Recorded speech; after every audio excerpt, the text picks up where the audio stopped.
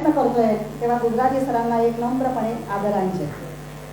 आता पुढचे सत्कार आहेत अगदी आवडता सत्कार. मानवी जीवनातला एक हृदय, दोन कुटुंबांना जोडणारा मंगलमय संस्कार म्हणजे लग्न, विवाह. एकाने विचारलं, लग्न लग्न म्हणजे काय रे भाऊ?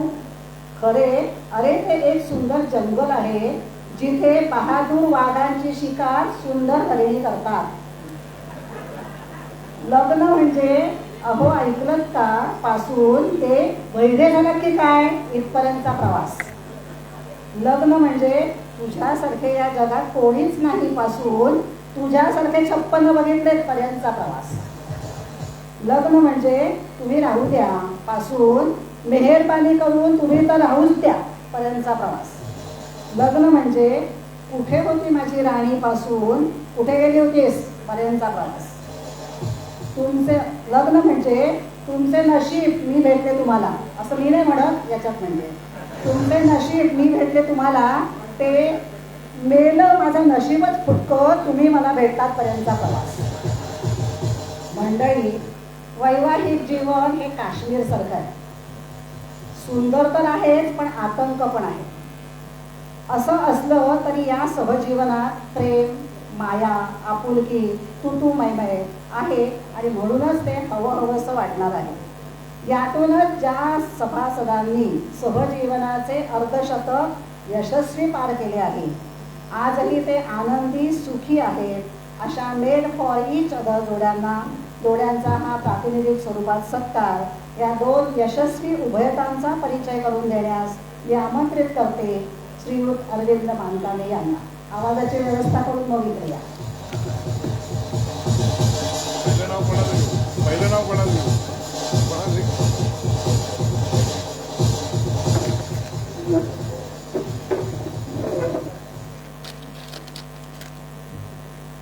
नमस्कार मंडळी. श्री प्रभाकर विस्पुते व सौ शुभांगी विस्पुते यांनी यावे प्रधान. आणि त्यांची मी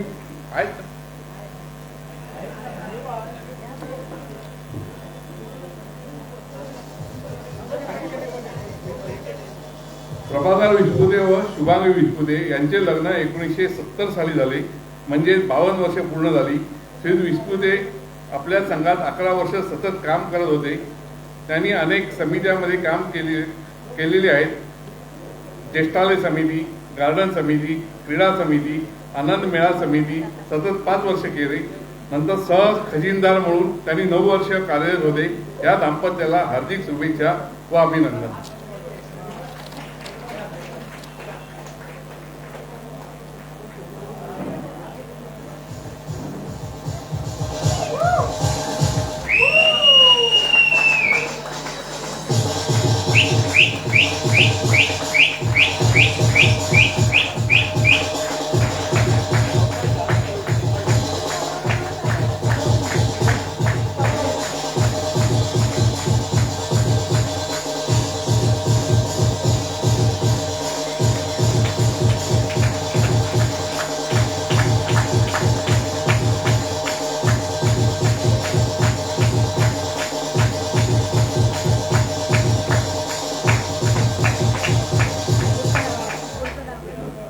सत्कार मिनल कुलकर्णी व मुकुंद कुलकर्णी.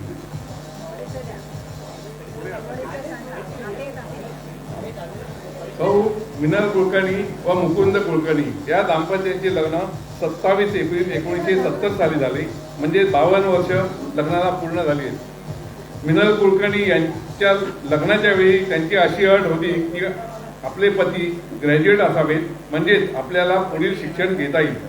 त्याचप्रमाणे त्यांचे पती BSc होते. त्यांच्या प्रोत्साहनाने लग्नानंतर ग्रॅज्युएट झाल्या.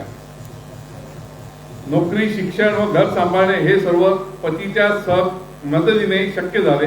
लग्नानंतर भारतभर व भारताबाहेरही खूप प्रवास केला, खूप गोष्टीचा आनंद घेतला. आपल्या आयुष्यात कठीण प्रसंग आले, दोघांच्या सहकार्याने सर्व सुरळीत पार पडले. हे दाम्पत्य खूप आनंद घेतात. त्यांना हार्दिक शुभेच्छा व अभिनंदन.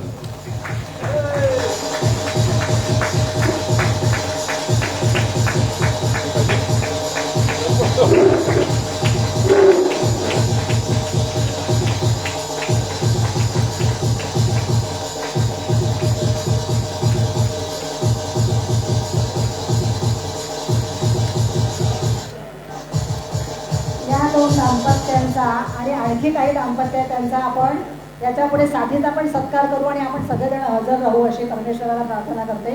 पुढे जाऊया. ज्येष्ठालय व ज्येष्ठा यामध्ये भावनिक नातं आहे. हा अंक उत्कृष्ट दर्जेदार होण्यासाठी अनेकांचे हातभार लागले. त्यातीलच एक महत्त्वाचा भाग म्हणजे आर्थिक बळ. यासाठी 5,000 रुपयांच्या वर जाहिराती मिळवून देणाऱ्या सभासदांचा आपण सत्कार करीत असतो. अशा 3 सभासदांचा आपण सत्कार करणार आहोत. यावर्षी काही सभासदांनी माघार घेतली. त्यांना मी आवाहन करते की पुढल्या वर्षी याच्या दुप्पट जाहिराती आणा. खाडे, सुधीर जोशी वगैरेंना सांगते की पुढे जास्त जाहिराती आणा.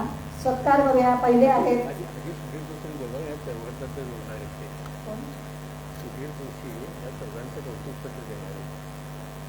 तत्पूर्वी श्री सुधीर जोशींना आमंत्रित करते.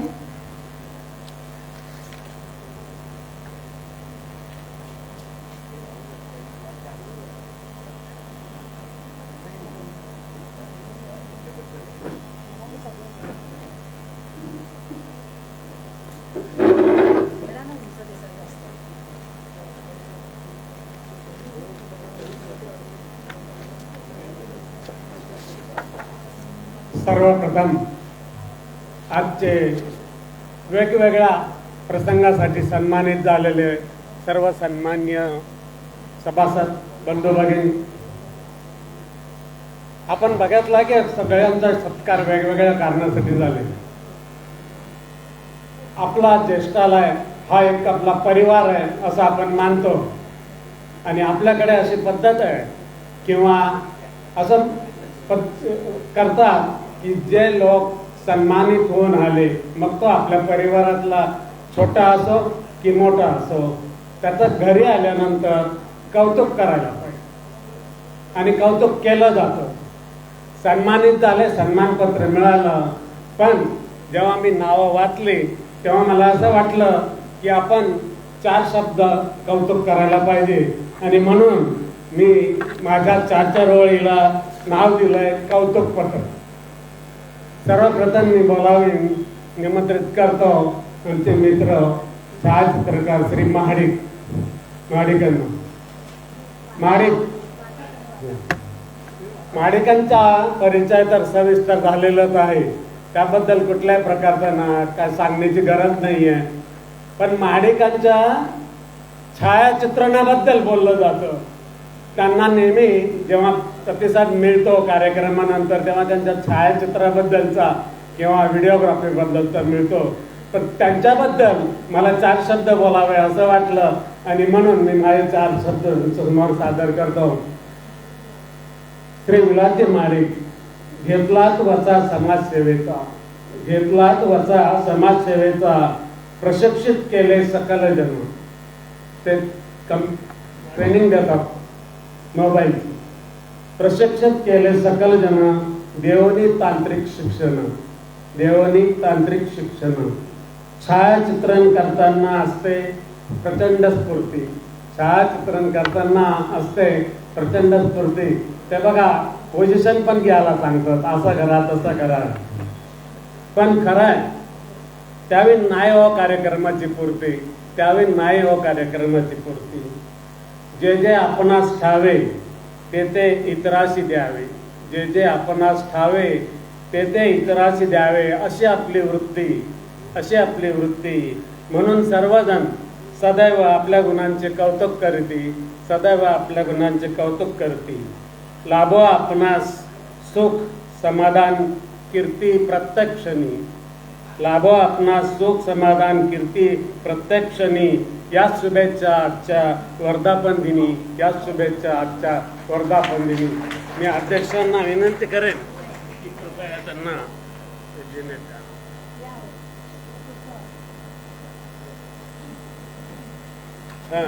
यानंतर मी निमंत्रित करतो संगीताताई जोशींना. संगीताताई जोशींचा पण परिचय सविस्तर झालेला आहे, पण योग असा आला की त्या आणि मी 3 वर्ष ग्रंथालय समितीमध्ये काम केलं आणि त्यानिमित्त आमची वेळोवेळी भेट व्हायची आणि त्यामध्ये त्यांच्याबद्दल मला 4 ओळी सुचल्या. त्यांच्याकडे एकदा जाण्याचा योग आला होता. दोघंही जण पती पत्नी संगीत वेडे आहेत. संगीत गायन हा त्यांचा नाद आहे आणि म्हणून 4 ओळी सुचल्या त्या मी सादर करतो. संगीताताई जोशी, ज्येष्ठालयाच्या सर्वच कार्यक्रमासाठी सदैव तुमची तयारी. ज्येष्ठालयाच्या सर्व कार्यक्रमासाठी सदैव तुमची तयारी. ग्रंथालय असो की महिला दिन, ग्रंथालय असो की महिला दिन, तत्पर व्यवस्था सारी, तत्पर व्यवस्था सारी. गायन वाचन संगीताची आपणास गोडी, गायन वाचन संगीताची आपणास गोडी. म्हणून तर जमली आहे आपला संघ विवेक सरांची जोडी, म्हणून तर जमली आहे आपला संघ विवेक सरांची जोडी. सन्मानित झालात आज, सन्मानित झालात आज समाजसेवी पुरस्कारांनी, समाजसेवी पुरस्कारांनी. बहरत राहो कार्य आपले ज्येष्ठालय प्रांगणी, बहरत राहो कार्य आपले ज्येष्ठालय प्रांगणी. मी सरांना विनंती करतो की त्यांनी मंडळी कौतुक आपण करताय, टाळ्यांचा गजर झाला पाहिजे.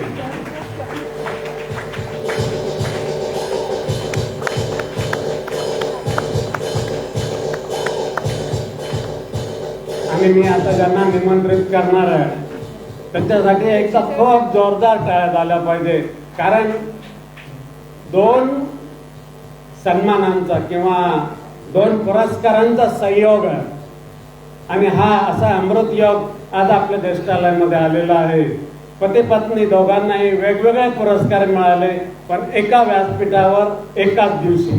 आणि म्हणून आजचा आपला हा भाग्याचा दिवस आहे. त्यांच्याबद्दल 4 शब्द मला सुचले ते मी सादर करतो आणि निमंत्रित करतो मिस्टर वटारकर आणि मिसेस अलकाताई वटारकर यांना.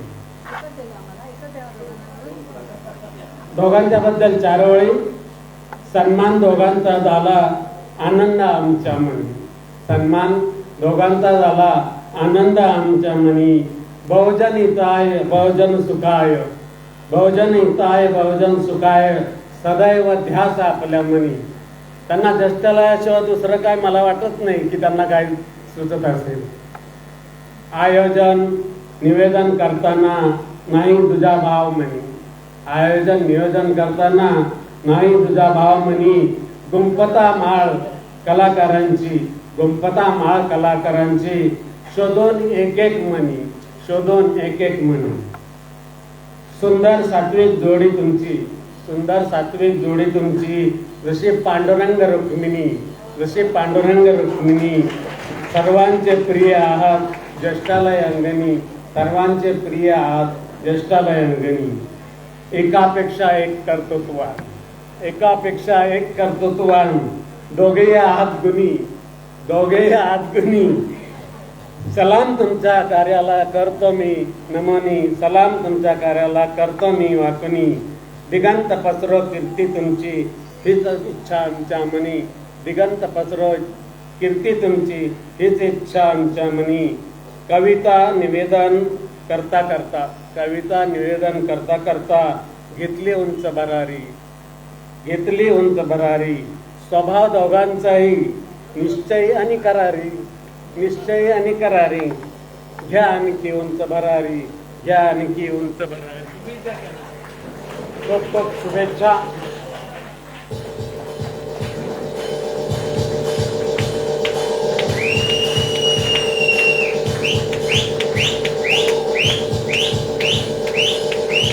धन्यवाद. मला ज्या वेळी सुटल्या तर मी आपल्या कार्यवाह श्री देवदार सरांना फोन केला आणि म्हटलं मला 2 ओळी सादर करायला वेळ मिळेल का. त्यांनी तत्पर लगेच विचार केला आणि परवानगी दिली. त्यामुळे मी कार्यकारिणी अध्यक्ष आणि कार्यवाह यांचा आभारी आहे. आपण सर्वांनी खूप छानपणे उत्स्फूर्तपणे प्रतिसाद दिला, त्याबद्दल खूप खूप धन्यवाद.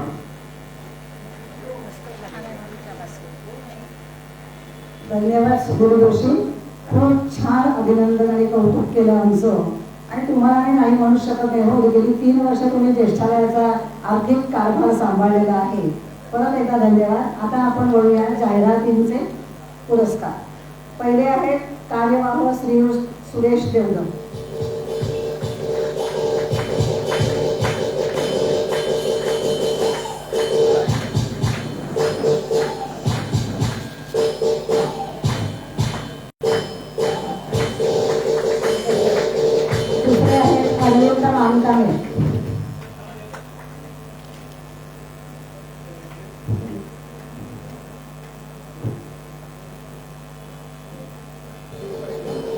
हळदीचं बांधकाम.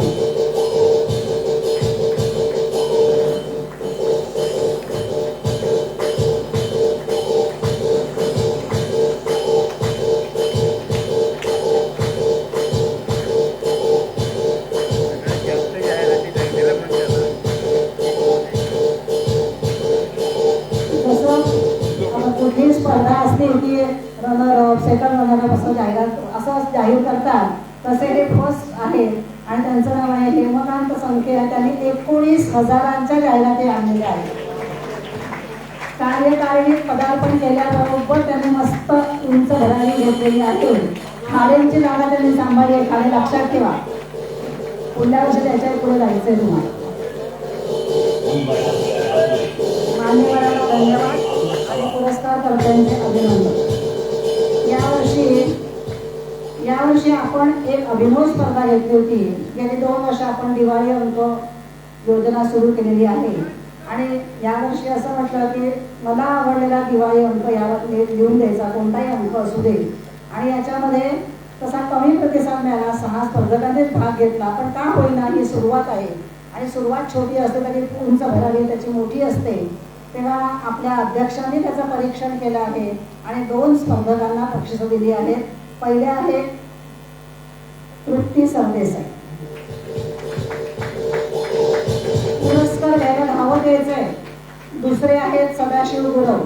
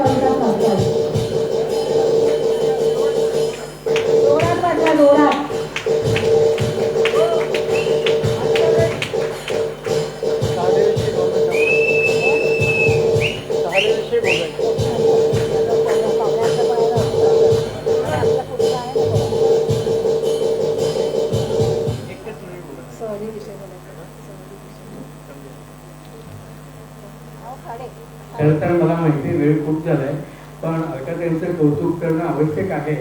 कारण ही जी सगळी बक्षिसं दिलेली आहे त्या प्रत्येक बक्षिसाच्या याच्यावर वस्तूवर त्यांनी छान छान 4 ओळी लिहून त्या व्यक्तीचं कौतुक केलेलं आहे. खरं तर प्रत्येकाने आपलं ते जरूर वाचावं, संग्रह ठेवावं आणि प्रत्येकाने ते वाचून दाखवण्यासारखं आहे. फक्त मी एक नमुना म्हणून मला जे मिळाले ते वाचून दाखवतो. श्री सुरेश देवधर, संघाच्या भवितव्यासाठी अथक परिश्रम घेता, संघाचाच विचार मनी सदैव येता जाता. आकर्षक स्मरणिका सजली गजली, जाहिरातींची रक्कम त्यासाठी कामी आली. भरघोस प्रयत्न आणि निष्ठेची कास अशीच राहू दे ज्येष्ठालयाप्रती आज, अशीच राहू दे ज्येष्ठालयाप्रती आज. हार्दिक अभिनंदन. अतिशय छान, अतिशय वाचनासाठी आहे. कोणीतरी ते सांगायला पाहिजे होतं म्हणून मी सांगितलं. अलकाताई, मनपूर्वक धन्यवाद आणि तुमचं अभिनंदन आणि कौतुक. धन्यवाद देवधर सर. कौतुकाची थाप पाठीवर पडली की पुढे आणखी काहीतरी सुचत जातं, पण मी आता काही सादर करणार नाहीये. आता आपण जे ऐकण्यासाठी उत्सुक आहोत अशा आपल्या प्रमुख पाहुण्या बिचाऱ्या केव्हापासून बसल्या आहेत आणि सगळा कार्यक्रम मला असं वाटतं की नक्की आनंदाने बघत असतील, कारण त्यांचा चेहरा आनंदीच आहे आल्यापासून आणि तसंच चेहऱ्यावर हास्य आत्ता पण आहे. त्यांचा मी थोडक्यात परिचय करून देते, कारण त्या म्हणाल्या थोडक्यातच सांगा, बोलायला जास्त आवडेल. सौ आसावरी फडणीस, MA BEd, निवृत्त शिक्षिका, ज्येष्ठ नागरिक संघ मध्यवर्ती समिती ठाणे, गेली 6 वर्षे अध्यक्षपद भूषवत आहेत. ओंकार ज्येष्ठ नागरिक संघ ठाणे याच्या संस्थापक कार्यवाह आहेत. फेस्कॉम नियामक मंडळाच्या सदस्य आहेत. लोकसत्ता, महाराष्ट्र टाइम्स, विवेक व दिवाळी अंकातून त्यांचं लेखन प्रसिद्ध झालेलं आहे.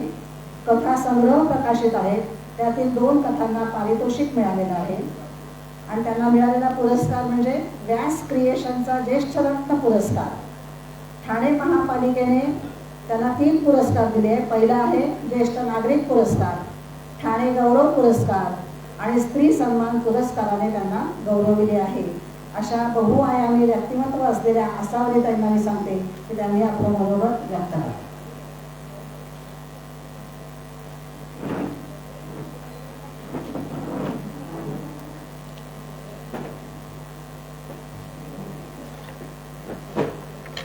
आदरणीय श्री भागवत सर, श्री देवधर साहेब, इतर कार्यकारिणीचे पदाधिकारी, देचोलकर साहेब आणि उपस्थित मित्रमैत्रिणींनो, खरं म्हणजे इथे आल्यावर मला इतका आनंद झाला आहे. मी सांगितलं आता आनंदी चेहरा, खरंच मला खूप आनंद झालेला आहे.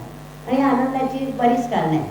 पहिलं कारण हे आहे की मी ज्या संघाचे अध्यक्ष 90 वर्षाचे तरुण ज्येष्ठ भागवत सर आहेत, इथे मला यायला मिळालं ते माझ्या जीवनाचे प्रेरणास्थान आहे. ते मला सांगावंसं वाटतं. ज्या ठिकाणी श्री चंद्रशेखर ठाकूर सारखे हरहुन्नरी, तळपदार आणि उत्साही सभासद आहेत, इथे मला यायला मिळालं.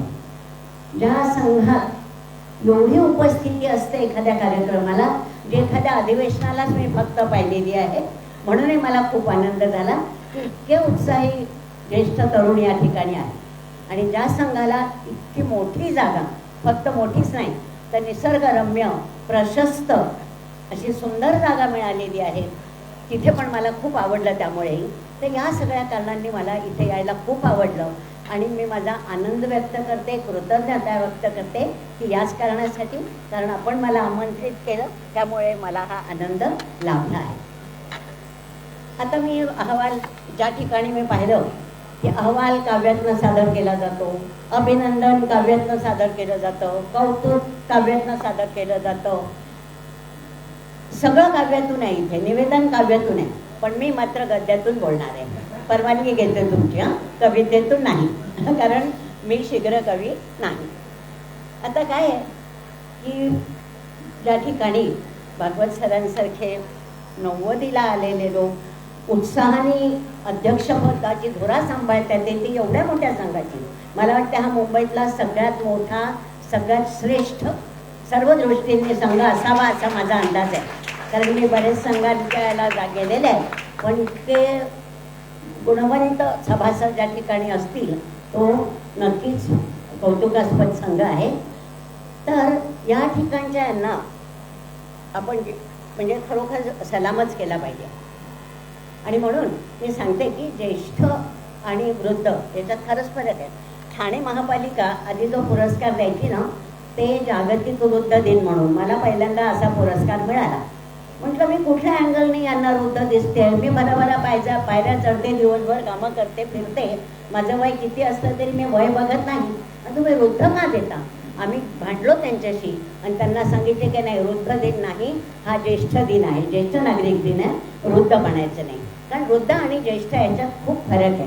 वृद्धत्व लपवावंसं वाटतं, कोणाला वाटतं म्हाताऱ्या म्हणून घ्यायला, पण ज्येष्ठत्व मिरवावंसं वाटतं आपल्याला.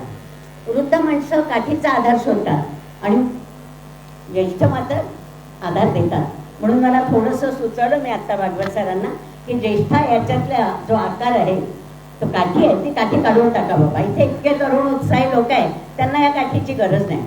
तर जे वृद्ध असतात ते अहंकारी हेगेखोर असतात, पण ज्येष्ठ हे समजूतदार असतात. आणि म्हणून आपण वृद्ध नाही, आपण ज्येष्ठ आहोत.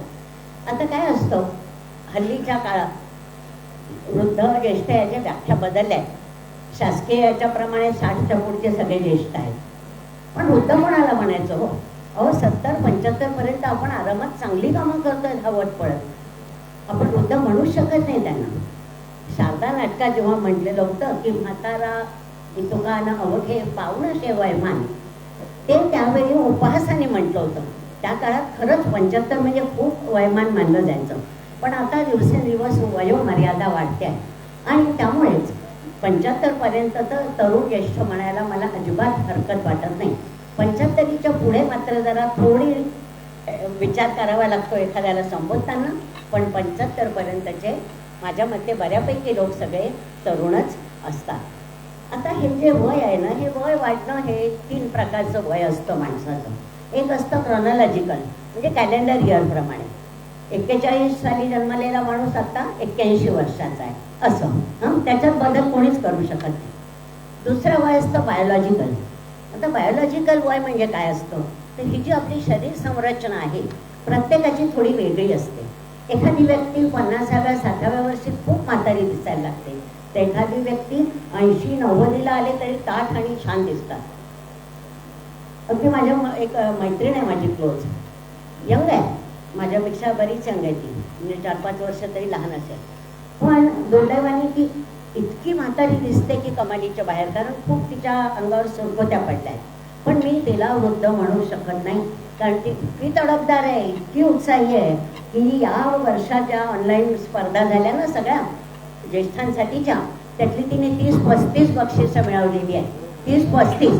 मग तिला वृद्ध कसं म्हणणार मी? तर वृद्ध ही रिलेटिव्ह कॉन्सेप्ट आहे. आणि तिसऱ्या प्रकारचं वय जे असतं ते मानसिक वय असतं.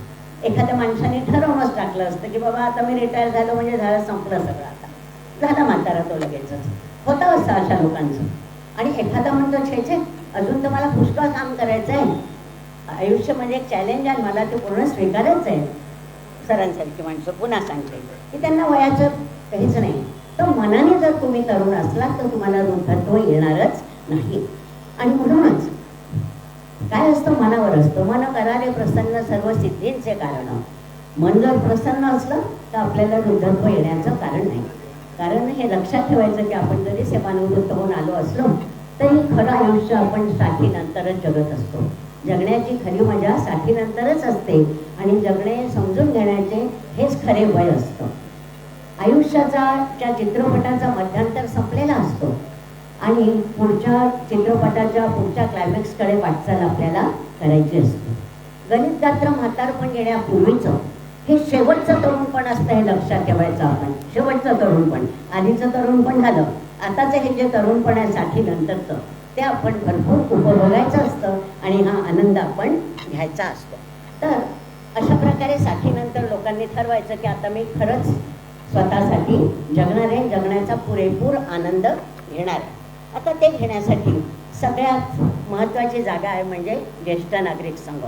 आणि हे 40-42 वर्षापूर्वी डोंबिवलीचे डॉक्टर राधाकृष्ण भट, फक्त 38 वर्षाचा माणूस, त्यांच्या हे लक्षात आलं की रिटायर्ड लोक रेल्वे प्लॅटफॉर्मवर बसतात कुठेतरी रोज, त्यांच्याशी त्यांनी संवाद साधला आणि मग त्यांना कळलं की यांना करमत नाही, टाइमपास करायचा जागा नाही कुठे, म्हणून हे रेल्वे प्लॅटफॉर्मवरच्या बाकांवर येऊन बसतात.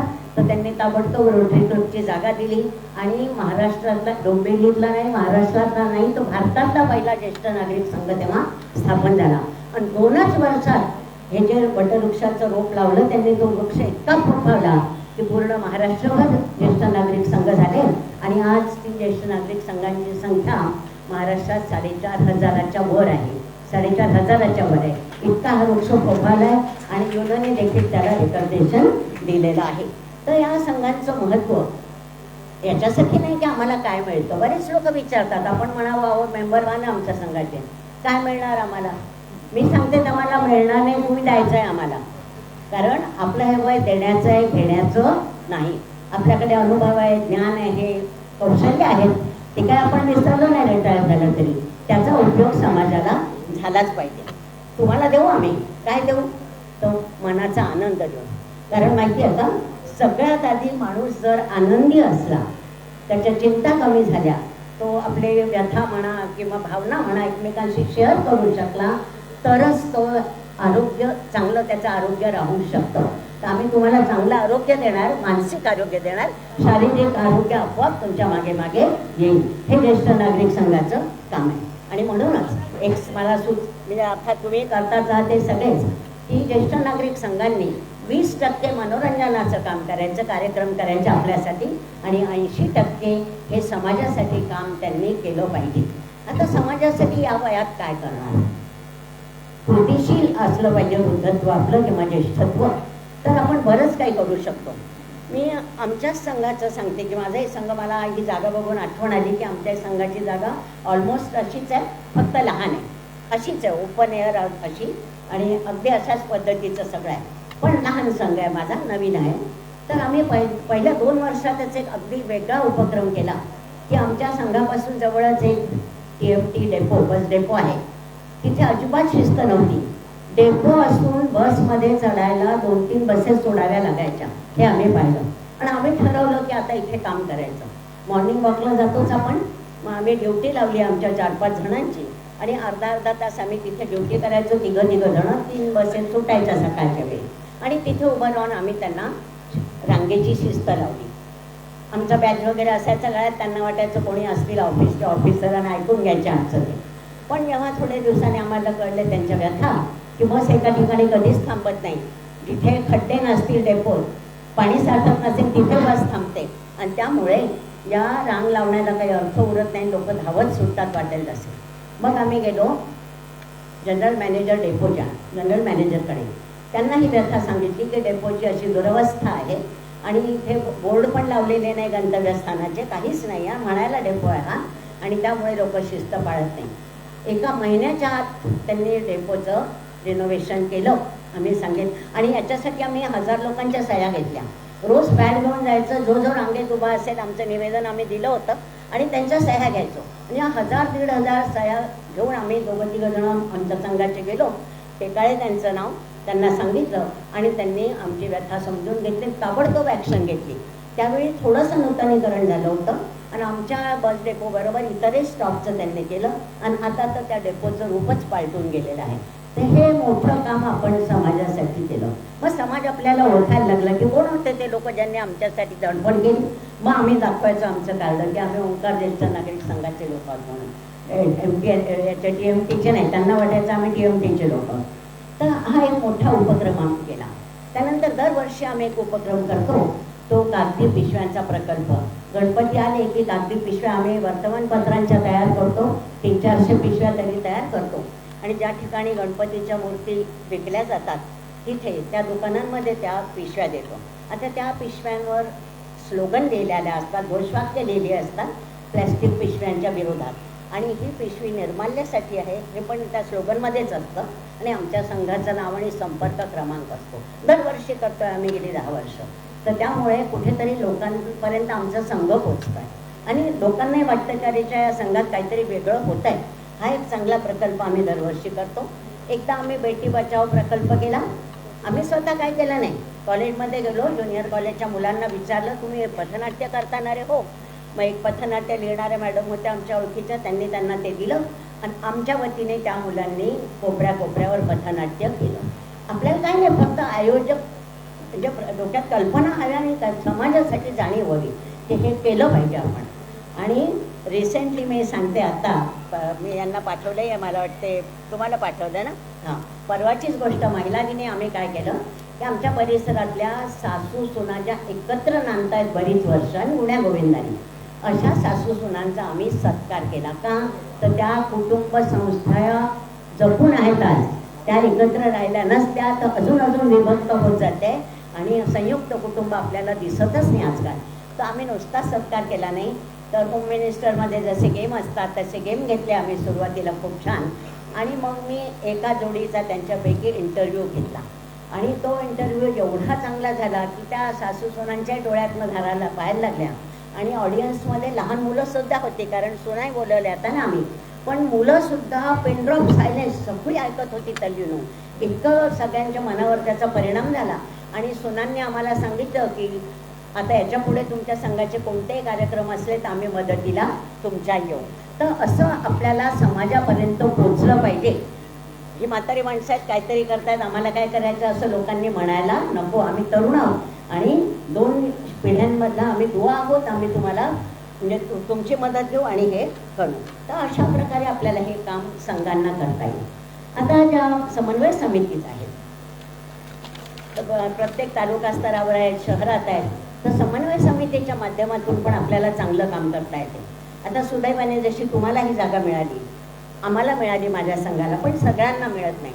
मग ज्या संघांना मिळत नाही त्याच्यासाठी काय करायचं आहे, सगळ्या पदाधिकाऱ्यांनी फेस्कॉमनी जी पुस्तकं काढलेली आहेत आता, नियमावलीची आहेत, घटनेची आहेत, कायद्याची आहेत, ती वाचावी आणि त्याच्यातले GR बघून सरळ स्थानिक प्रशासनाकडे जायचं आणि आग्रह धरायचा की जिथे जिथे बाग असेल 1/3 कोपरा आम्हाला मिळालाच पाहिजे आणि त्या संघांना ती मिळवून द्यायची. शाळेतला हॉल आम्हाला वर्षातून एकदा मोठ्या कार्यक्रमासाठी फक्त 200 रुपयावर मिनिमम याच्यावर मिळालाच पाहिजे. तर अशा प्रकारचे जे जी आर आहे ते कोणी वाचतही नाही, प्रशासक लोक ठेवून देतात आला की. आणि या पदाधिकाऱ्यांनी जर नवीन असले तर त्यांनाही ते माहीत नसतं. तर आपण ते सगळे कायदे जाणून घेतले पाहिजे आणि सगळ्या संघांना जागा मिळते की नाही हे पाहिलं पाहिजे. कारण जागेअभावी ठाण्यात तरी मला असं दृश्य दिसतं की महिन्यातनं एकदाच भेटतात लोक. काय अर्थ आहे त्या भेटण्याला? आणि जुने संघ, मला हे पटत नाही. मी जेव्हापासून अध्यक्ष झाले मी सगळ्या संघांच्या मागे लागले आहे. त्या जागेचा नाच सोडा तुम्ही. भाडं देता इतके बंद खोलीत बसता महिन्यातून एकदा, मग त्यापेक्षा बागेत बसा ना तुम्ही, काही बिघडत नाही. आमचा संघ बागेतनंच इथपर्यंत पोचलेला आहे. तर जागा ही मोठा त्याचा रोल, भूमिका खूप मोठी आहे संघाच्या प्रगतीमध्ये. तर ते आपल्याला करायला हवं आहे. आता हे जे मी कायद्याच्या बाबतीत बोलली त्याच्यात मध्यवर्ती समितीतर्फे ठाण्यात आम्ही एक अजून प्रयोग सुरू केला आहे की आम्ही लिगल कन्सल्टेशन सुरू केलं आहे.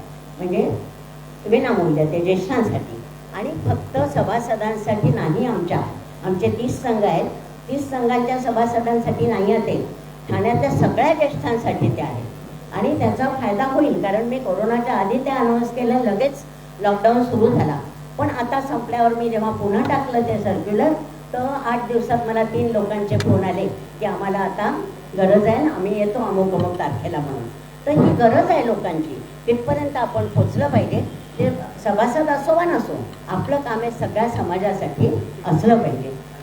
आणि दुसरं आहे, आपल्या समाजात अवतीभोवती असेही काही ज्येष्ठ असतात की जे डोमेस्टिक टॉर्चरचे शिकार असतात.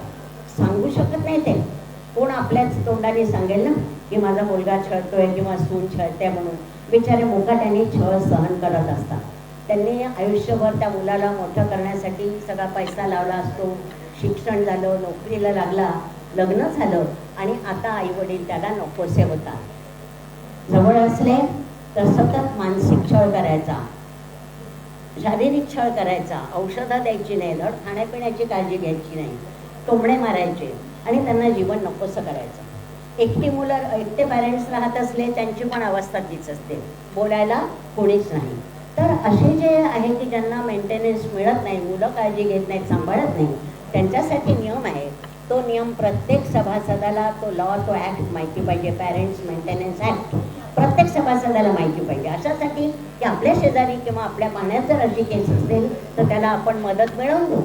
वकिलाकडे न जाता किंवा कुठेही न जाता, पैसा खर्च न करता आपल्याला 90 दिवसात न्याय मिळू शकतो, तो डिस्ट्रिक्ट कलेक्टरच्या प्राधिकरणात जाऊन. तर ह्या छोट्या गोष्टी आहेत खरं म्हणजे, पण सामान्य माणसासाठी त्या खूप मोठ्या आहेत. तर आम्हाला आमच्या ज्येष्ठ नागरिक संघांच्या थ्रू हे सगळं काम करणं म्हणजे अपेक्षित असतं. आपण करतोच, पण समाजात पोचलं पाहिजे असं मला नक्की वाटतं. आणि फेस्कॉम हेच करत आहे. आज फेस्कॉम लढा देते आहे त्या सामान्य माणसांसाठी जे BPL म्हणजे काय म्हणू त्याला आपण, बिलो पॉवर्टी लाईनचे जे लोक असतात ना, कमी उत्पन्न गटाचे ना, त्या लोकांसाठी लढा चालला आहे फेस्कॉमचा आणि त्याच्यासाठी आंदोलनं चाललेली आहेत. तर अशा प्रकारे जे फेस्कॉमचं उद्दिष्ट आहे ते समन्वय समित्यांचं हवं आणि थोड्या प्रमाणात ते संघांचं पण हवं की आपलं काम ते आपल्यापुरतं नसून हे समाजापुरतं असलं पाहिजे. आता हे झालं शासकीय स्तरावरचं किंवा वरच्याचं. आपण कुठल्याही संघात जात असलो तरी आपलं वैयक्तिक आयुष्य तर आहेच. प्रत्येकाला संघात आपण 1 दिवस जाऊ, आठवड्यातनं 2 दिवस जाऊ, फार तर फार, पण प्रत्येकाला वैयक्तिक आयुष्य आहे. आणि तिथे मात्र आपली परीक्षा असते खरं म्हणजे. कारण काय झालेलं आहे, आता जीवनशैली बदलते. जुन्या काळात ते काळ असा होता जेव्हा आजी आजोबांचं वाक्य म्हणजे बाबा वाक्यांप्रमाणे म्हणायचं तसं होतं. पण आता तसं राहिलं नाही. आजी आजोबांशी बोलायला मुलांना वेळच नाही. हा क्लास तो क्लास, उरलेला वेळ हातात मोबाईल. आता तर पूर्ण वेळ मोबाईल ऑनलाईन क्लासमुळे. आजोबांशी बोलायला वेळ नाही. आजीची गोष्ट ऐकायची त्यांना गरज नाही. आजोबांच्या ज्ञानाची काय किंमत त्यांना? अहो गुगल आजोबा त्यांच्या हातात आहे. एक क्लिकवर त्यांना सगळं ज्ञान मिळतंय. मग आजोबा हवेत कशाला? जुन्या काळात मुलं जाऊन विचारायचे, आजोबा तुम्हाला हे माहिती आहे का हो, हे आमचं सांगावं. पण आता आजोबांचं ज्ञान तोकडं पडतं अगदी, कारण गुगलवर सगळंच आहे. आजीची गोष्ट तोंडी असायची. आता यूट्यूबवर गेलात तर सगळे सचित्र गोष्टी लहान मुलांना मिळतात. मग ते काय यूट्यूब घेऊन बसतात लहान मुलं. तर हा काळ बदलला आहे. आणि म्हणून आपण बदलायला हवं. आणि तुमच्या संघाचं मी याच्यासाठी अभिनंदन करते की जो अहवाल मी ऐकला त्याच्यात ऐकलं आणि मला चंद्रशेखर ठाकूरांकडनं कळायचंय नेहमी की अमुक अमुक दिवशी या संघात हा कार्यक्रम होतोय. ऑनलाईनवर मला नेहमी लिंक यायची, काही मी पाहिले, सगळे नाही बघू शकले. तर असं तंत्रज्ञान आपल्याला अवगत करून घ्यायला हवं. कारण कालाय तस्मै नमः असं म्हणून चालणारच नाही की आम्ही आता म्हातारे झालो, आम्हाला जमत नाही. जमलंच पाहिजे आपल्याला ते, आणि सगळं शिकलंच पाहिजे. आता कोरोनाचा काळ होता जो, त्या याच्यात खूप आपल्याला अकल्पनीय असे अनुभव आले, विचित्र अनुभव आले आणि आपल्यावर एक प्रकारचं कायम दडपणच होतं सतत. पण सुदैवाने आपण त्याच्यातनं बऱ्यापैकी पार पडलो. तर जेव्हा आपण घरच्या फ्रंटवर लढत असतो तेव्हा कायद्याची मदत घेण्याची गरज पडू नये म्हणून आपण आपल्यामध्येच सुधारणा करायला हवी, आपली क्षमता वाढवायला हवी. पहिली क्षमता आपली आर्थिक क्षमता हवी. जर आपण विल केलं असेल तर ते विल आधीच मुलांना सांगू नका. मुलांच्या नावावर जी काही प्रॉपर्टी करणार असाल ती आपल्या नंतर करा आणि नुसता नॉमिनी म्हणून ठेवू नका. तर ज्याच्या नावावर करणार असाल त्याला तुम्ही विशिष्ट अमुक व्यक्तीच्या नावावर, या मुलाच्या, या मुलीच्या नावावर किंवा पत्नीच्या असं विशिष्ट मेन्शन केलं पाहिजे. दुसरा जो काही तुमचा पैसा असेल तो आपल्या आयुष्याच्या शेवटपर्यंत पुरेल याची काळजी घ्यायची. आणि तो जर नसला तर तुम्हाला घरात, समाजातही मान नाही आणि घरातही मान मिळत नाही. दर 5-10 रुपयासाठी मुलांकडे हात पसरावे लागतात. म्हणून आर्थिकदृष्ट्या आपण सक्षम हवं. दुसरं सामाजिकदृष्ट्या मी म्हणते, आज तुम्ही समाजात येताय, संघात येताय, तुम्हाला 100, 200, 500 लोक ओळखतायत तुमच्या नावाने, इतके मित्रमैत्रिणी लाभलेले आहेत. तो जो आधार तुम्हाला आहे तो खूप मोठा आधार आहे. कारण घरात आज आपल्याला संवाद साधायला कोणी नाही. ते टीव्हीचं डबडं आहे, तिथल्या कजाक बायका आहेत त्या सिरियलमधल्या, त्या काही आपल्याला समाधान देणाऱ्या नाही. मग त्यापेक्षा आपण इथे आलो आणि हा आनंद घेतला तर आपली मानसिकता सुधारेल. आता एक मला सांगायचं आहे की माणूस केव्हा सक्षम होतो तर जेव्हा त्याचं मन चांगलं असतं. जसं झाडाच्या मुळाला आपण पाणी घालतो, पानांना नाही घातलं वर तरी चालतं, ते खालून वरपर्यंत जातं. तसंच आहे, इतर तुम्ही शरीराकडे लक्ष नाही दिलं तर चालेल. टॉनिक घेऊ नका, बदाम खारी खाऊ नका, दूध नका घेऊ, च्यवनप्राश घेऊ नका, विसरले तर चालेल. पण ध्यान करा 5-10 मिनटं आणि आपल्या मनाला सूचना द्या की मी पूर्ण शक्तिमान आहे, मी प्रसन्न आहे, मी कार्यक्षम आहे आणि मी अजून कार्यक्षमच राहीन असे. हे जर रोज तुम्ही म्हटलं आणि कोणी वाईट वागलं तरी दुर्लक्ष करायचं, त्याचं देव भला, देनेवाले का भी भला, न देनेवाली का भी भला असं म्हणून सोडून द्यायचं. इतकं जर मनाचं आपण हे केलं आणि मी माझं काम शेवटपर्यंत आनंदानेच करेन आणि मी नेहमी म्हणजे हेल्दी राहीन, निरोगी राहीन. आता हे आपण रोज म्हणायचं आहे, त्याला ऑटो सजेशन असं म्हणतात. ही स्वयंसूचना म्हणजे की रोज ध्यान करताना किंवा शवासनात जेव्हा असतो शरीराच्या प्रत्येक अवयवावर काही क्षण लक्ष केंद्रित करायचं आणि सांगायचं की हा माझा अवयव अगदी परफेक्ट आहे, मला कुठलाही त्रास होणार नाही. आणि मग बघा तुम्हाला त्याचा फायदा होतो की नाही. कारण जे लोक सतत कुरकुरत असतात ना त्यांना नक्की तो आजार लागतोच. जरा गुडघा दुखला की म्हणतील रिक्षा मला रिप्लेसमेंट करावी लागते की काय, अमुक झालं की सोनोग्राफी करायची की काय. असे काही लोकांना फोबिया असतो, सगळ्या प्रकारच्या टेस्ट करत असतात. तर पुढांचा एक मित्र होता, त्यांच्या बाबतीत असंच व्हायचं, सतत तो टेस्ट करून घ्यायचा. शेवटी ते म्हणाले बाबा ही सोनोग्राफी आणि हे सगळं करण्यापेक्षा तू असं कर, साळगावकरांकडे जा आणि हॉरोस्कोपी करून घ्या एकदाची तुझी म्हणून. म्हणजे त्याचा काही हे नाही, अर्थ नाही त्याला असा. तर आपण ऑटो सजेशन देऊन आपण निरोगी राहण्याचा प्रयत्न, आणि हा मला अनुभव प्रत्यक्ष आहे हा, की कुठचंही दुखणं थोडं जरी वाटलं ना तर एक 2-4 दिवस लक्ष दिलं पाहिजे त्याच्याकडे. पाहुण्यांचं नाही का आपण स्वागत करत, पण कुठच्याही पाहुण्याला आपण जास्त कायमचं एंटरटेन करत नसतो कधीच. आणि म्हणून पाहुण्यासारखं करायचं, मग दुर्लक्षित करायचं, आपोआप जातं बघा दुखणं. हे माझा चांगला अनुभव आहे आणि तुम्ही करून बघा, नक्की फायदा होतो याचा. आणि दुसऱ्यांच्या बाबतीत जरी कोणी आपल्याशी वाईट वागलं तरी आपण त्याचं भलंच चिंतायचं, काही दिवसाने तो आपल्याशी चांगलं वागायला लागतो. म्हणजे राग नाही करायचा, त्यांनी आपला त्रास होतो. त्यांना काय फरक पडतो, त्यांनी आपला अपमान केला निघून गेले, त्रास आपल्याला झाला, आपण लक्ष द्यायचं नाही. तर अशा प्रकारे आपलं मानसिक स्वास्थ्य आपण जपलं पाहिजे आणि शारीरिक स्वास्थ्य तर जपायलाच हवं. कारण जर कोणी शारीरिकदृष्ट्या सक्षम नसला तर घरात देखील आज तुमचं करायला कोणी नाही.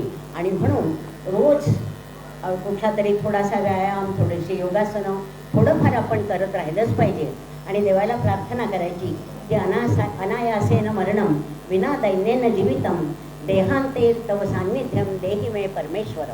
म्हणजे मला तू शरीर चांगल्या सुदृढ शरीराचं धन दे, दारिद्र्य नको मला शारीरिक दृष्ट्या, बाकी पैसा असला नसला चालेल, आणि अनायासेन मरण दे, विना त्रासाचं मरण दे, आणि तुझं सान्निध्य माझ्याजवळ असू दे. तर हे जेव्हा आपण स्मरण करतो, आत्मचिंतन करतो, तेव्हाच हे शक्य होऊ शकतं. तर अशा प्रकारे आर्थिकदृष्ट्या, शारीरिकदृष्ट्या, मानसिकदृष्ट्या आणि या सामाजिकदृष्ट्या देखील आपण सुदृढ राहायला हवं आहे. आपण स्वतःला कमी लेखायला नको. ज्याच्याजवळ आत्मसन्मान असतो, जो स्वतः स्वाभिमानी असतो, त्याचा कोणी अपमान करू शकत नाही, हे लक्षात घ्या. मग तुमचा मुलगा असून काय, किंवा शेजारचे काय, किंवा समाजातले सुद्धा काय, कधी तुमचा अपमान करू शकणार नाही. आपण कुठल्याच बाबतीत कमी नाही, हम किसी से कम नाही. अरे हे जे राष्ट्र उभारलेलं आहे आज, हे सगळं आमचं आहे. आमची मुलं आज एवढी हुशार निघाली आहेत, आजची जी तरुण पिढी आहे ती आम्ही निर्माण केलेली आहे, याचा आम्हाला अभिमान हवा. आणि जसं झाडात 25 वर्षापूर्वी झाड लावलं ते 25 वर्षांनी त्याला फळ आल्यावर फळ येतं, तसं ते फळ आज आलेलं आहे. त्या फळावर मुलांचा जसा अधिकार आहे त्यांच्या सॅलरीवर, तसा आमचाही अधिकार आहे. त्यात संकोच मानायचं कारण नाही, कमीपणा मानायचं तर मुळीच कारण नाही. आपण नुसतंच हे करत नाही, तर आपण देशाच्या आर्थिक उलाढालीत मोठा हातभार लावतोय, तुम्हाला कल्पना नसेल, पण तुम्हाला हे पटलंच पाहिजे. कारण ठराविक वयानंतर काय होतं माहिती आहे का, औषधं लागतात ज्येष्ठांना. नाही औषधं तरी कमीत कमी बीपीची गोळी आहे, शुगर असली ती आहे, किंवा कॅल्शियम आहे, लागतच राहतात. मग त्याने काय होतं, केमिस्ट लोकांचं फावतं, फार्मास्युटिकल कंपन्या फोडत आहेत. आणि आजकाल अवेअरनेस इतका आलेला आहे की त्या अवेअरनेसमुळे सगळेजण काळजी घेतात, आपली कॅल्शियम घेतात, विटॅमिन डी घेतात, सगळ्या प्रकारचे टॉनिक्स घेतात, त्यामुळे त्यांचं फोफावत आहे. जे जास्त आजारी पडतात वरचेवर हॉस्पिटलायझेशन असते, डॉक्टर आणि हॉस्पिटलची चांदी होते, नक्कीच त्यांचा बिझनेसवर होतं. त्यानंतर केअरटेकर म्हणजे केअर गिवर ज्याला म्हणतात ते लागतात. आजकाल वयोमर्यादा वाढते. आता वयोमर्यादा वाढली आहे ती समस्या करून आलेली आहे. 80-85च्या पुढे बऱ्याच ज्येष्ठांना हालचाल करता येत नाही. मुलं नोकरीला जातात, मग दिवसभर घरात माणूस ठेवावा लागतो. जास्त आजारी असले तर रात्रीचा आणि दिवसाचे 2 केअर गिवर ठेवायचे, म्हणजे 30,000 रुपये महिना आला खर्च, 25-30 हजार रुपये महिना खर्च आला. ही उलाढाल कोणामुळे झाली, ज्येष्ठांमुळे झाली ना. चांगले असले तरी वय वाढलं म्हणजे, दोघं जण राहत असले, वय वाढलं म्हणजे स्वयंपाक होत नाही, घरातली कामं होत नाही. आधी एक मोलकरणी होती, आता स्वयंपाकाला बाई ठेवा, इथं वरच्या कामाला बाई ठेवा, तिला पगार देतो आपण. म्हणजे अशा प्रकारे आर्थिक उलाढालीमध्ये देखील ज्येष्ठांचा खूप मोठा सहभाग आहे आजच्या काळात तरी. आणि म्हणून आपल्याला काही कमीपणा वाटायला नको. आम्ही आर्थिक उलाढालही करतोय आणि आम्ही फिट आहोत. आम्हीच नवीन पिढी निर्माण केली आहे, त्यामुळे आमचा त्याच्यावर अधिकार आहे. आपल्याला कोणाच्याही आधाराने जगायचं नाही. जसं मग यांनी सांगितलं, ती गझल माझ्या खूप आवडीची आहे, आप्पा ठाकूरांची. मी त्यांना भेटलेली आहे आणि त्यांनी बरोबर सांगितलं की कसे आधाराने कसे बसे मज जगावयाचे नाही, जगण्यासाठी चिकार ऊर्जा अजून मनात बाकी आहे, मनात जिद्द हवी फक्त, म्हणजे आपण पुढचं आयुष्य करू शकतो. आणि आपलं शेवटचं आयुष्य कसं जगावं ते हे सांगतात की आयुष्याशी करार माझा अजून बाकी आहे, मावळताना लखलखण्याचा विचार नक्की आहे. आता म्हणजे काय आहे मावळताना लखलखण्याचा, आपण बघितलेलं आहे की सूर्यास्त जेव्हा होतो, सूर्योदयापेक्षा सूर्यास्ताची वेळ लोकांना जास्त आहे. तुम्ही कुठल्याही हिल स्टेशनला गेलात तर सनराईज पॉईंटला गर्दी नसते, सनसेट पॉईंटला खूप गर्दी असते. का तर तो मावळण्याच्या आधीपासूनच क्षितिजावर रंग दिसायला लागतात. त्याचा स्वतःचा तो गोळा जो असतो लाल केशरी, तो अतिशय नयनरम्य दिसतो आणि बघता बघता तो एकदम क्षितिजाखाली जातो. पण गेला तरी कितीतरी वेळ ते रंग त्या क्षितिजावर रेंगाळत असतात. तसंच आपल्याला जगायचं आहे की जेव्हाही आपण एक्झिट घेऊ तोपर्यंत आपण काम करत राहायचं आहे. आणि नंतर आपलं जे काम आहे लोकांनी वाखाणलं पाहिजे की इतकं वय होतं तरी ते काम करतच राहिले. तर आपले मावळतीचे रंग उधळायचे आहेत आपल्याला. आणि जसं कबीराने म्हटलेलं आहे की कबीरा जब हम पैदा हुए जग हसे हम रोए, म्हणजे मूल जन्माला येतं तेव्हा मूल रडत येतं पण लोकांना आनंद होतो. ऐसी करणी कर चले हम हसे जग रोए, म्हणजे आम्ही आनंदाने सुटू या जगातनं, पण लोक आमच्यासाठी रडतील अशी करणी तुम्ही ज्येष्ठांनी अवश्य केली पाहिजे. तर पुन्हा मी आभार मानते की मला इथे बोलवलं आणि संधी दिली संवाद साधण्याची. उशीर खूप झाला आहे, पण 15-20 मिनटं तरी बोलायचं होतं. मला भागवतांनी 40 मिनटं सांगितलं होतं. तयारी होती, पण आता बरेच लोक कंटाळून गेलेले आहेत, तर उगाच ताणायचं नाही म्हणून मी इथे थांबते. धन्यवाद.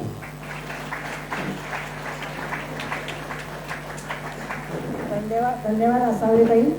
ज्येष्ठत्वाच्या वेगवेगळ्या पैलूंवर आपण हे टाकलेला प्रकाश टाकलेला आहे की जो आमच्या सगळ्यांच्या मनाला भावला. आतापर्यंत काही सभासद मला सांगितले की काही गोळ्या लागतात, गोळ्या घ्यायच्या आहेत म्हणून काही सभासद स्नेहभोजनाला गेले आहेत. पण आत्ता जे सभासद सभागृहात उरले आहेत त्यांनी एक 10-15 मिनिटं फक्त मागे वळून बघू नका. मग आपण एकदम सगळेजण तिकडे जाऊया आणि स्नेहभोजन घेऊया, कारण अजून थोडासा बाकी आहे कार्यक्रम. आता आपल्या पेस्कॉमचे अध्यक्ष शरद डिचोलकर साहेब यांनी आपलं मनोगत थोडक्यात व्यक्त करावं अशी मी त्यांना विनंती करते. आणि जाता जाता सांगते की आसावरीताईंनी आमच्या संघाचं जे कौतुक केलं ते नक्की लक्षात ठेवा आणि आमच्या संघाकडे लक्ष द्या असं मी त्यांना सांगते. शरद डिचोलकर.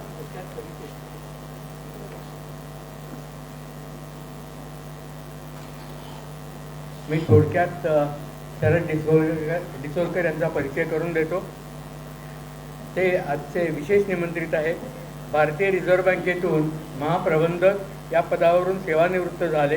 त्यानंतर पहिली 5 वर्ष त्यांनी अंधश्रद्धा निर्मूलन समितीचे संस्थापक नरेंद्र दाभोळकर यांच्यासोबत अंधश्रद्धा निर्मूलाचे काम केले. शाळातील मुलांसाठी स्वयं अध्ययन म्हणजे सेल्फ स्टडी किंवा चमत्कारामागील विज्ञान हे प्रकल्प राबवून वैज्ञानिक दृष्टिकोन राबवण्याचे कार्य केले. त्यानंतर 2012 ते 2018 या काळात पेस्कॉम मुंबई प्रादेशिक विभाग यात सचिव म्हणून त्यांनी काम केलं 4 वर्ष. आणि आता सध्या 2018 पासून आत्तापर्यंत ते पेस्कॉमचे अध्यक्ष म्हणून कार्यरत आहेत.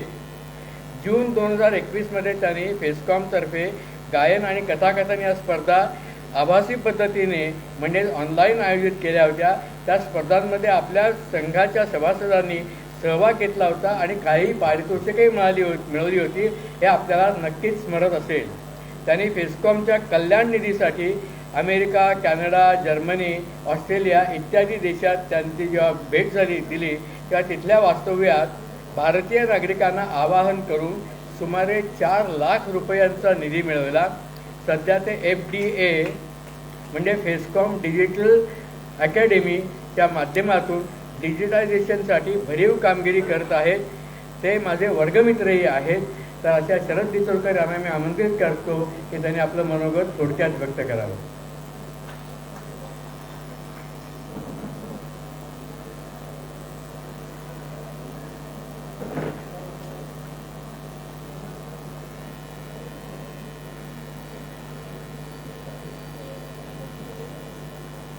सन्माननीय मंच, हॅलो, सन्माननीय मंच आणि माझ्या बंधू आणि बघा, आता वेळ खूप झालेली आहे. सगळ्यांची जेवणाकडे दृष्टी लागलेली आहे, त्यामुळे जास्त वेळ मी घेणार नाही आहे. असावरीताईंनी आता तुम्हाला पेस्कॉमबद्दल बरंच झालं, आपण काय करायला पाहिजे. मला फक्त एकच सांगायचं आहे की आता आपण आत्मकेंद्रित झालेलो आहोत. तरुण पिढी आत्मकेंद्रित झालेली आहे, मी समजू शकतो. त्यांना फक्त स्वतःची बायको आणि 2 मुलं, त्यांच्या फॅमिलीच्या डेफिनेशनमध्ये आई वडील पण येत नाही. पण आपण ज्येष्ठ नागरिक, आपला संघ, आपण काय करायला पाहिजे, आपला संघ ह्याच्यापुरतं बघू नका. इतर ज्येष्ठ नागरिकांसाठी आपल्याला काय, ते आपल्या संघाचे मेंबर नाही आहे. आपण काय करतो, आपल्या संघातले जे मेंबर्स त्यांचे वाढदिवस साजरे करतो, त्यांच्यासाठी सहली अरेंज करतो, त्यांच्यासाठी स्पर्धा घेतो. पण आपण जरा विचार करा, बाहेर जे ज्येष्ठ नागरिक ज्यांना तुम्हाला माहिती आहे की फक्त 9% ज्येष्ठ नागरिकांना पेन्शन मिळतं. बाकी 91% ज्येष्ठ नागरिक मरणाची वाट बघत जगतायत. आज तुम्ही मी स्वतः माटुंगा लेबर कॅम्प, धारावी झोपडपट्टी इकडे कामं करतो. तिथे जर वडिलांनी 5 रुपये मागितले तर तो मुलगा, अरे तू मरत का नाहीस, असं वडिलांना विचारतो. ते लोक रोज मरत असतात, म्हणजे रोज त्यांना मुलगा विचारतो, अरे म्हणजे ते मरणाची वाट तो स्वतः ज्येष्ठ नागरिक आणि त्याची मुलं दोघंही मरणाची वाट बघत असतात. पण मरण काय एवढं सोपं नसतं आणि प्रत्येकाला आत्महत्या करण्याचं धैर्य नसतं. नाहीतर ते लोक स्वतः आत्महत्या. आज आपल्या संघात जे आपले ज्येष्ठ नागरिक संघ आहेत ते आपली संस्कृती काय 1 ते 7 जणांनी वाटून घ्यायचं आपली संस्कृती आहे. तर जे सक्षम आहेत, जे दुसऱ्यांना देऊ शकतात. आता या कोरोनाच्या काळामध्ये तुम्ही जरा विचार करा, आपली पेन्शन व्यवस्थित होती. जे नोकरी सरकारी नोकऱ्यांना घरी काम करून त्यांना पगार मिळत होता. पण असे कित्येक लोक त्यांच्या नोकऱ्या गेल्या, ज्यांची मुलांची फी भरू शकत नव्हती. मी या 2 वर्षाच्या काळात कितीतरी मुलांची फी भरली. द्यायला शिका. प्रत्येक वेळेला सरकारने हे करायला पाहिजे, सरकारने ते करायला, आपल्या नगरसेवकाने हे करायला पाहिजे, खासदाराने स्वतःच्या खिशात हात घाला. आपण स्वतःच्या खिशात कधी हात घालणार? कितीतरी लोक इकडे इथे पण असतील सभान याच्यामध्ये 50,000 रुपये त्यांना पेन्शन मिळतं, पण त्याच्यातले 1,000 रुपये पण कोणाला द्यावे? बाकीच्यांना सोडून द्या. आपले कित्येक नातेवाईक असतात, त्यांची मुलं, त्यांच्यासाठी का नाही करू शकत आपण? तर ही वृत्ती, देण्याची वृत्ती हे करा, तरच आपण पुढे जाऊ. देण्यामध्ये जे सुख असतं ना ते घेण्यात नसतं. तर मला सगळ्यांना आव्हान, ज्यांना शक्य आहे त्यांनी जरा समाजाकडेच बघा. इतर ठिकाणी किती म्हणजे गरजवंत आहे. मी अगदी सगळ्यांना तुम्ही पण गरजवंतांना द्या. आपले कामवाली असेल, कामवालीचा मुलगा ती त्याची, आता तुम्ही सांगा ऑनलाईन सगळ्या शाळा झाल्या 2 वर्षामध्ये. ज्यांच्याकडे अँड्रॉइड फोन नाही त्या लोकांचं काय झालं? तर काहीच करू शकले नाही. पण आता 10वीच्या परीक्षा काही न होता ते सगळ्या मुलांना पास करून टाकलं परीक्षा न घेता. माझी कामवाली आहे ना, तिला 76% मार्क पडले. म्हणजे बघा, परीक्षा न घेता तिला स्वतःचं नाव पण लिहिता येत नाही. असं शिक्षण आपल्याला हवं आहे का? तर तुम्ही दुसऱ्यांचा विचार करा आणि आपल्याकडून आपल्याला जेवढं देता येईल तेवढं द्या. ज्येष्ठ नागरिक कल्याण निधीसाठी आत्ता यांनी उल्लेख केला. मी परदेशामध्ये जाऊन बराच निधी आणला. तिथे नुसतं मी ऑस्ट्रेलियामध्ये माझा मुलगा राहतो, तिथे एका पिकनिकला मी गेलो होतो. त्या लोकांना नुसतं म्हटलं, आणि तिकडे अशी पद्धत आहे की तुम्ही असं काही आवाहन केलं की तुम्ही स्वतःची हॅट असं घेऊन फिरायचं. तुम्हाला सांगतो 15 मिनिटामध्ये $300-400 मला मिळाले. आता त्यांना $300-400 म्हणजे $300-400 रुपये सगळं, पण ते मला केवढे तरी झाले ना. मी कॅनडामध्ये गेलो, तिथे एक बाई होती, त्यांचं नाव पण मी सांगतो, ते कामत रेस्टॉरंट आहे ना, त्यांची ती नात. तर त्या बाई, मी जेव्हा तिला आमचे पत्रक दिलं ना ज्येष्ठ नागरिक म्हणजे कल्याण निधीचं, तिच्याकडे फक्त $300 होते, तर सगळे $300 तिने मला देऊन टाकले. म्हणजे ही देण्याची वृत्ती ना ठेवा. तुम्ही द्याल ना तरच तुमचं वाढेल. एक आपली संस्कृती, जेवढं तुम्ही द्याल तेवढं तुम्हाला वाढेल. तर तुम्ही ही द्यायची वृत्ती ठेवा आणि आपल्या आजूबाजूला जेवढ्या लोकांना, फक्त आपल्या संघासाठी नाही, आपले ज्येष्ठ नागरिक ज्यांना गरज आहे ना, आपल्या संघाव्यतिरिक्त ते करणं महत्त्वाचं आहे. तुम्ही तुमच्या संघासाठी काय करता, तुमच्या फॅमिलीसाठी काय करता, त्यापेक्षा दुसऱ्यांसाठी काय करता हे खूप महत्त्वाचं आहे. आणि त्याची देवाच्या चरणी त्याची नोंद होतेच आणि त्याचं तुम्हाला परत ते मिळतं.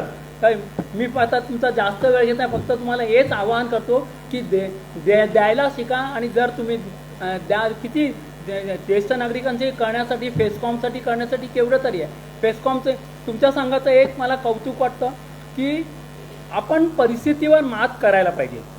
आता साधारण 21 मार्च 2020ला लॉकडाऊन, मी त्यावेळेला गोव्यामध्ये होतो. 23 तारखेचं माझं तिकीट होतं, पण मी 5 महिने तिकडे अडकून राहिलो. पण तुमच्या संघाने लगेच एप्रिल 2020 पासूनच ऑनलाईन हे सुरू केलं. खूपच कौतुकास्पद आहे. दुसरी गोष्ट म्हणजे आता आम्ही बरीच, या मॅडमने उल्लेख केला की आम्ही बरीच फेसकॉमची पुस्तकं सगळ्या संघामध्ये दिलेली आहेत. इथे आम्ही एक छोटीशी, आता मी समन्वय समित्या केल्या आहेत, त्याच्यामुळे 4 भाग करून आम्ही आता प्रत्येक वेस्टर्न रिजन, ईस्टर्न रिजन असे वेगवेगळे भाग आणि एक सभा इकडे झाली. तर ती जी पुस्तकं दिलेली आहेत त्याच्यामध्ये आम्ही देणगी मूल्य म्हणून $150 द्या असं सगळ्या संघांना आवाहन केलं. पण तुमचा एकमेव संघ आहे, ते देवधरांनी मला फोन केला की नाही आम्ही ती $150 आम्ही पुस्तकांची $500 किंमत आहे, ती 500च्या $500. आणि त्याच्याबद्दल मी खरंच तुमचं अभिनंदन करतो. आणि खूपच चांगलं असं ही देण्याची वृत्ती आहे ना, ती खूपच चांगली आहे. तुमचा संघ मुख्य म्हणजे आधुनिक तंत्रज्ञानाचा उपयोग करून खूपच पुढे गेलेला आहे आणि तुमची अशीच वृद्धी हो. आणि इतर सगळ्या ज्येष्ठ नागरिकांना पण तुम्ही सामावून घ्या. आता बघा आपल्याकडे मुंबईमध्ये संघवाढ होत नाही. आता आम्ही जेव्हा फेस्कॉमकडे जातो तेव्हा, हो मुंबई तुमची एवढी मोठी आहे, तुमच्याकडे संघ फक्त 135, पुण्यामध्ये 800 संघ आहेत, नाशिकमध्ये 600 संघ आहेत, कोल्हापूरमध्ये 700 संघ आहेत. पण त्याचं कारण काय? मुख्य म्हणजे जागा. तर आपल्याकडे जागा नसल्यामुळे कुणी, आता इथे तुम्हाला कितीतरी लोक असं पारावर बसले दिसतील, पण ते स्वतःचा संघ नाही उघडू शकत, कारण की त्यांना जागा नाही. तर ज्या संघांना स्वतःच्या जागा आहेत तर ते संघ शेअर करू शकतात. समजा एखादा तुम्ही दुसरा एखादा संघ म्हणाला की आम्हाला आठवड्यातून तुमची जागा द्या, तर तो संघ निर्माण होऊ शकतो ना. असं जर आपण वाटून घेतलं ना तर नक्कीच संघ निर्माण होतील. आणि तसं प्रत्येकाने जर कितीतरी संघ आपल्याकडे असे आहेत, आजूबाजूला छोटे छोटे संघ असतात, त्यांना जागा नसते, पण ज्या संघाला जागा असते त्यांनी ते एखाद दिवस देऊ शकतात, हो की नाही. तर ही वृत्ती तुम्ही वाढवावी असं मला वाटतं आणि मी इथेच थांबवतो. थँक्यू. धन्यवाद डिचलकर साहेब. आमच्या संघामध्ये दातृत्वाचे हात पण नेहमी तयार असतात. परवाच आमच्याकडे जव्हारच्या एक बाई आल्या होत्या आणि त्यांच्या संस्थेची माहिती सांगितल्यानंतर भराभर लोकांनी येऊन त्यांना चेक आणि कॅश दिलेली आहे. आणि तुम्ही सांगितल्याप्रमाणे नक्कीच देणाऱ्याचे हात हजार होतील अशी मी तुम्हाला ग्वाही देते. आता पुढे वळूया. मगाशी आसावरी त्यांनी त्यांचा कार्याचा आवाका आपल्याला सांगितला, त्याबद्दल त्यांना सलाम. पण त्या एवढं कार्य बाहेर राहून का करू शकतात? तर त्यांच्या मागे मिस्टर फडणीसांचा हात आहे म्हणून ते सुद्धा आलेले आहेत इथे. त्यांचा आपण सत्कार करूया. मी अध्यक्षांना विनंती करते की पुष्पगुच्छ देऊन त्यांचा सत्कार करा.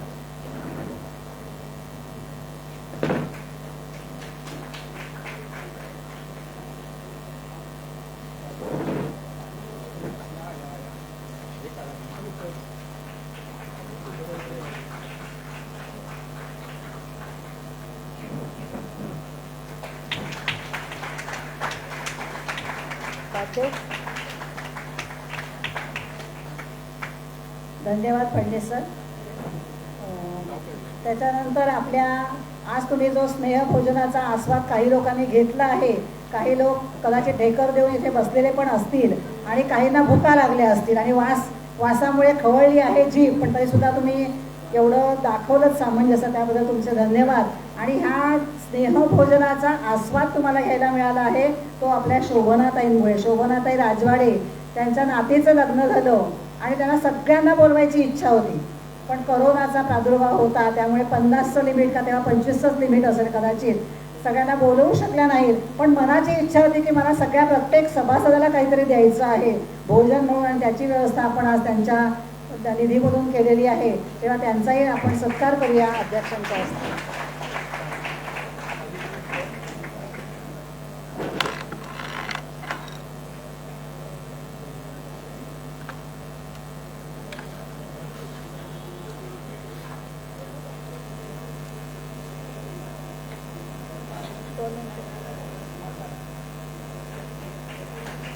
धन्यवाद शोभनाताई.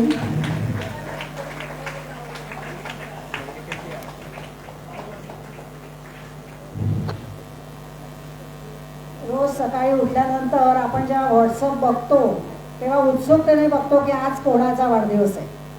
आणि आज आपल्या संघातला एकमेव वाढदिवस आहे छाया सावंत यांचा. तेव्हा त्यांनाही आपण कॅडबरी देऊन त्यांचा सत्कार करूया. छाया, त्या सध्या शिफ्टिंगच्या कामात असल्यामुळे संघामध्ये हजेरी लावत नाही, पण आज त्या आल्या आहेत तेव्हा त्यांचा सत्कार. संभाजी सावंत, तुम्ही पण पुढे आलात तरी चालेल.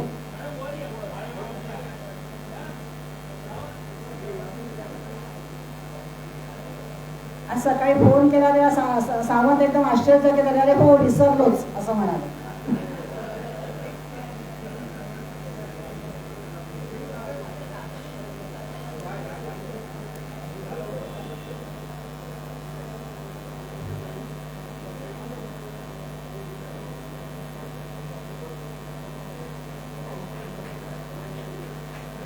खूप छान आठवण आहे छाया आजच्या वाढदिवसाची.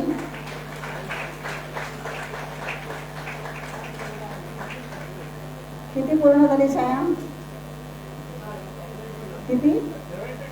बरोबर, म्हणजे 27वा वाढदिवस आणि उलट करा 72 वर्ष पूर्ण झाली. किती छान योगायोग आहे बघा.